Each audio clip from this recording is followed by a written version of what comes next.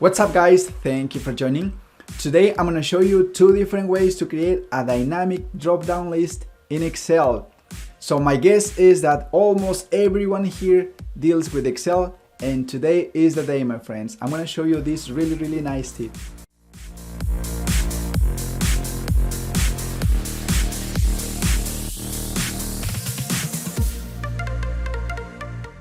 Real quick before we get started, I'm going to show you here the final results.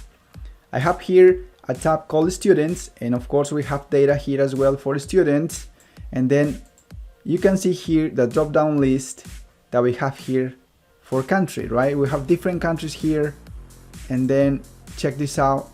The last one here is France.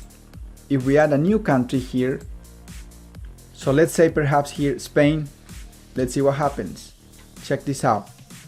We go over here again, drop down arrow, and then Spain is here.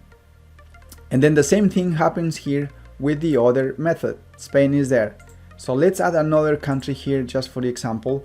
How about Portugal here? So let's see what's going on here. Check this out.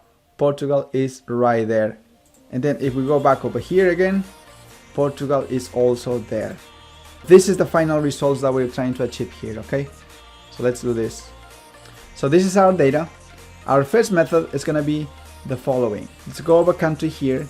What we need to do here is we need to convert this into a table. You can use a shortcut here, Control T, and then make sure, since we already have a header here, make sure that this is selected. My table has headers. Hit OK. Boom. The next step here is to select the data itself, the countries, not the header, okay? Once you do that, go over here and then change the name. And remember here we are selecting just the countries, okay? So this is just a reference, okay? Hit country, capitalize, keep that in mind, and then you are good to go. Go back to students here, and then remember this is going to be the first way. Country 1 here. We need to select the cells where we want to apply the drop-down list. Once you are there, go over data, and then let's go over data validation. So once we are there, the next step here is to go over list, and here equal, and then you need to reference the reference that we just created, which was country. So once you are there, hit OK, and let's see what happens.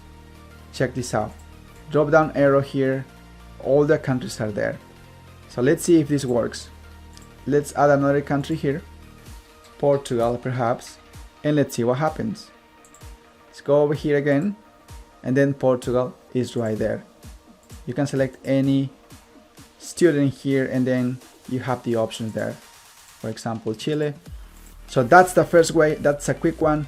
The second way is by using formulas. If you love formulas, this is your trick, my friend.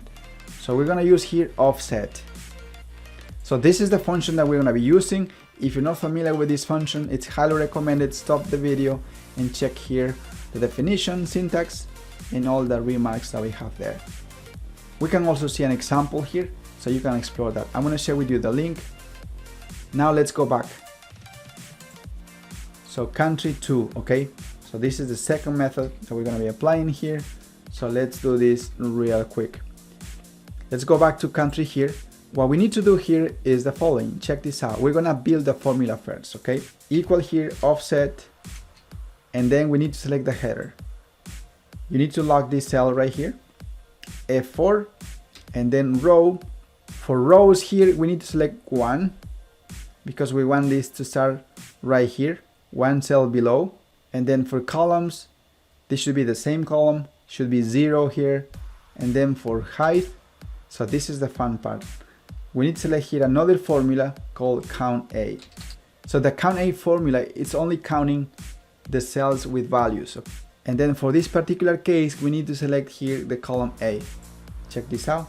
You can also lock this if you want, F4, and then close parentheses.